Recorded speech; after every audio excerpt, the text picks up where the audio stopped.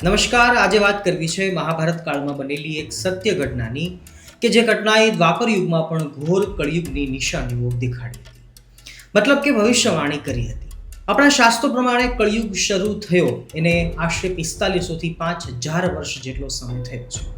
પરંતુ આપણા સનાતન ધર્મના શાસ્ત્રો અને લેખકો કેટલા દીર્ઘદ્રષ્ટા હશે કે એમણે 5000 વર્ષ પહેલા કળિયુગ કેવો હશે, એના માણસો કેવા હશે, રહેણી કહેણી કેવી હશે, લોકોની માનસિકતા કેવી હશે, એની તમામ જાણકારી 5000 વર્ષ પહેલા આપણને કહી દીધી હતી.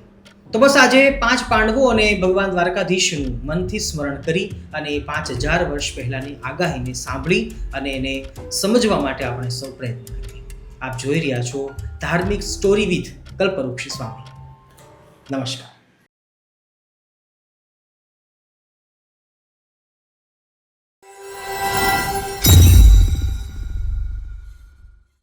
5 પાંડવો અને દ્રૌપદી બધા જંગલમાં હતા. અમુક સમયે ભગવાન શ્રી કૃષ્ણ એમને મળવા માટે આવતા અને રોકાતા અને પાંડવોને દર્શન આપી પ્રભુ એમને કૃતાર્થ કરતા અને એમને ધીરજ આપતા કે ભાઈ આ સમય પણ જનો જશે. અને જ્યારે જ્યારે ભગવાન આવતા ત્યારે જ્ઞાન ચર્ચાઓ થતી કે જે જ્ઞાનની વાતો આજે પણ આપણા શાસ્ત્રોમાં લખાયેલી છે અને એ વાતો આજે પણ ઉપદેશના રૂપમાં સારા સંતો, બ્રાહ્મણો અને સજ્જનો લોકોને બતાવી રહ્યા છે. એ વાતોને સમાજ સમક્ષ વિવિધ રૂપે કહી રહ્યા છે અને સાચું કહીએ તો એનાથી જ કદાચ સમાજ યોગ્ય દિશામાં આજે પણ ચાલી રહ્યો છે. ચાલો જઈએ મહાભારત કાળમાં.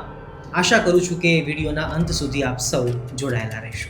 એક વારનો પ્રસંગ છે. 5 પાંડવોએ દ્વારકાધીશને પ્રશ્ન કર્યો કે પ્રભુ, હવે આ દ્વાપર યુગનો અંત નજીક છે અને અમુક વર્ષો પછી કળિયુગનો પ્રારંભ થવાનો છે. તો પ્રભુ, આપ તો સર્વ જ્ઞાની છો, આર્ષદ્રષ્ટા છો, તો કૃપા કરી અને ઘોર કળિયુગના લક્ષણો કહો કે જેનાથી માણસ બચી શકે, કળિયુગને સમજી શકે અને એનાથી બચી પ્રભુ ભક્તિ કરી અને માનવ જન્મ સુધારી શકે. અને એ જ વખતે પ્રભુ શ્રી કૃષ્ણ કહે છે કે પાંડવો, તમે જંગલમાં જાઓ અને એક ભારી સૂકા લાકડા લઈને આવો અને તમને જો ત્યાં કંઈ અજુગતું અથવા ન સમજાય એવું દ્રશ્ય દેખાય તો એને યાદ રાખજો અને પાછા આવીને મને કહેજો.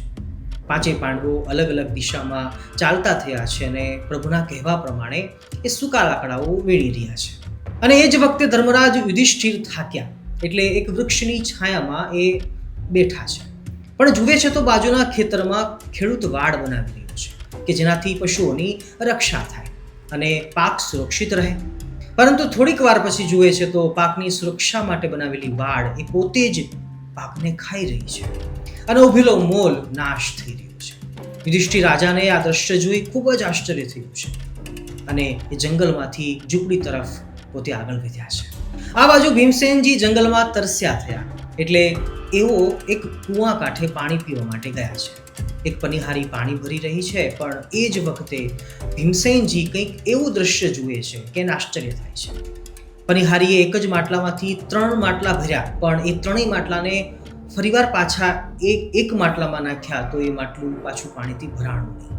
આ ઘટનાને જોઈ એ સ્ત્રી પણ દુઃખી થઈ અને ભીમસેનજી પણ વિચારમાં ગ્રસ્ત થઈ ગયા. આ બાજુ અર્જુન લાકડા વીણતા જુએ છે કે એક નાનકડી એવી જગ્યામાંથી એક મોટો કદાવર હાથી પસાર થયો પરંતુ એની પૂંછડી અટકી ગઈ અને એ હાથી ત્યાં જ ફસાઈ ગયો. આ જોઈ અર્જુનને ખૂબ જ આશ્ચર્ય થાય છે અને એ આશ્રમ બાજુ પરત પાછું ફરે છે. આ બાજુ નકુલજી મધ્ય જંગલમાં જુએ છે કે એક ગાય પોતાના વાછરુને પ્રેમ કરી રહી છે, ચાટી રહી છે, લાડ કરી રહી છે, પરંતુ એટલું ચાટી રહી છે કે વાછરુને લોહી લુહાણ કરી દીધું છે. વાછરડું પોતે દુઃખી થઈ રહ્યું છે પરંતુ એની માતાને એ સમજાવી શકતું નથી અને ગાય તો ખુશીથી એના બચ્ચાને ચાટતી જ જાય છે. નકુલદેવને આ દ્રશ્ય સમજાણું નહીં એટલે એ પણ લાકડાની ભારી લઈને પરત પાછા આશ્રમ બાજુ વળે છે. અને આ બાજુ સહદેવજી જંગલમાં એક સંતની કુટિયામાં વિશ્રામ કરવા માટે ગયા છે પરંતુ ત્યાંની ઘટના જોઈ એ ખરેખર ચોંકી ગયા. એ જુએ છે કે એક સંત મહાત્મા પોતે મોટા પથ્થરોને સામાન્ય બારીક સૂતરના દોરા વડે બાંધી અને એ પથ્થરોને દૂર સુધી ફેંકી રહ્યા છે અને છતાં પણ એ પથ્થરોના વજનથી દોરો તૂટતો પણ નથી અને પથ્થરો દૂર પણ થઈ રહ્યા છે. અને અમુક પથ્થરોને તોડવા માટે એમણે ફક્ત મોરપીંછનો પ્રહાર કર્યો તો મોટા પથ્થરો ભાંગીને ભૂક્કો થઈ ગયા છે. સહદેવજી તો તુરંત આશ્રમ બાજુ પાછા વળ્યા અને આ બાજુ દ્વારકાધીશ 5 પાંડવોની રાહ જોઈ રહ્યા છે. 5 પાંડવો આવી ગયા અને પ્રભુને પગે લાગીને બેઠા છે. મંદ મંદ હસતા દ્વારકાધીશ પૂછી રહ્યા છે કે ધર્મરાજ બોલો, તમે શું છો? એ જ વખતે યુધિષ્ઠિર મહારાજા કહે છે કે ખેતરની રક્ષા માટે, પાકની સુરક્ષા માટે કાંટાની જે વાડ બનાવેલી, એ જ વાડ જો પાકને ખાઈ જાય, પ્રભુ આ વાત કઈ સમજાણ. અને એ જ વખતે ભગવાન દ્વારકાધીશ કહે છે કે ધર્મરાજ આ ઘટના સૂચિત કરે છે કે કળિયુગમાં સમાજની સુરક્ષા કરનારા લોકો જ સમાજનું શોષણ કરશે અને બચાવનારા લોકો જ સમાજને મારશે. આ છે કળિયુગની પહેલી નિશાન. દ્વારકાધીશ પૂછે છે કે ભીમસેન કહો, તમે શું જોયું? ત્યારે ભીમસેન બોલ્યા કે પ્રભુ, એક માટલામાંથી 3 નાના મટકા પાણીથી આખાય ભરાઈ ગયા, પરંતુ એ 3 મટકાથી ફરી પાછું એ એક મટકું ના ભરાયું. પ્રભુ આવું કેમ થયું? દ્વારકાધીશ કહે છે કે કળિયુગની આ બીજી નિશાની છે કે જે માતા પિતા 3 કે 4 સંતાનોને મોટા કરે છે, એને ભણાવે છે, ગણાવે છે, લગ્ન કરાવે છે અને સુખી કરે છે, પરંતુ એ નફ્ફટ અને નાલાયક સંતાનો બધા ભેગા મળીને પણ પોતાના માતા પિતાનું ગુજરાન નહીં કરી શકે. અને ભીમસેન, અફસોસ સાથે કહું છું કે માતા પિતા દુઃખી થઈ અને પોતાનું જીવન પૂરું કરશે. હવે દ્વારકાધીશ પૂછે છે કે કહો અર્જુન, તમે શું જો? ત્યારે અર્જુન કહે છે કે પ્રભુ, એક નાનકડી જગ્યામાંથી આખો હાથી પસાર થઈ ગયો, પરંતુ એની પૂંછડી અટવાઈ ગઈ અને એ નીકળી ના શક્યો. પ્રભુ, આ કંઈ સમજાયું નહીં. ભગવાન શ્રી કૃષ્ણ કહે છે કે અર્જુન, આવનારા કળિયુગમાં ન્યાયની પરંપરાઓ કંઈક આવી જ થઈ જશે, જેમાં મોટી મોટી ભૂલો કરનારા બચી જશે, કૌભાંડો કરનારા ભાગી જશે, દેશ છોડીને જતા રહેશે, અને નાની નાની ભૂલો કરનારા લોકો પકડાઈ જશે અને એ જ દંડને પાત્ર બનશે. અર્જુન, આ હતી કળિયુગની ત્રીજી નિશાની. ભક્તો, વચ્ચે ડિસ્ટર્બ કરું છું અને એ બદલ માફી માંગુ છું, પણ આ કળિયુગની નિશાનીઓ ભગવાન કહી રહ્યા છે, સ્વયં દ્વારકાધીશ કહી રહ્યા છે. તો શું વર્તમાન સમયમાં આ વાતો નજર સામે દેખાય છે? જો અમુક ટકા પણ દેખાતી હોય તો માનવું કે નક્કી કળિયુગ હવે આવી ગયો છે. પ્રસંગ ઉપર ફરીવાર પાછા આવીએ. કહો નકુલ, તમે શું છો? નકુલ કહે છે કે પ્રભુ, એક ગાય પોતાના વાછરુને ચાટી ચાટીને લોહી લુહાણ કરી રહી છે. વાછરડું દુઃખી થઈ રહ્યું છે, છતાં પણ એ ગાય એને ચાટતી જ રહી છે. પ્રભુ, ગાય તો દયાળુ હોય ને, તો પછી આવું કેમ થયું? ભગવાન દ્વારકાધીશ કહે છે કે નકુલ, એ ચોથી નિશાની છે કે કળિયુગમાં માતા પિતા પોતાના સંતાનોને એટલું લાલન પાલન કરશે, સંતાન પોતાના પગ ઉપર ઊભું પણ નહીં થઈ શકે. લાડકોડના કારણે એ સંતાન બગડશે, પરંતુ માતા પિતા એને આંધળો પ્રેમ કરી અને જીવતા જ મારી દેશે, અથવા એનો આંતરિક વિકાસ નહીં થવા દે. તો મતલબ એનું મૃત્યુ જ કહેવાય ને. હવે ચારે ભાઈઓ અને દ્વારકાધીશની નજર એક સહદેવ ઉપર જાય છે, અને ભીમસેનથી તો રહેવાયું પણ નહીં, એટલે એમણે તો પૂછી પણ લીધું કે સહદેવ તે શું જોયું? જલ્દી બતાવો.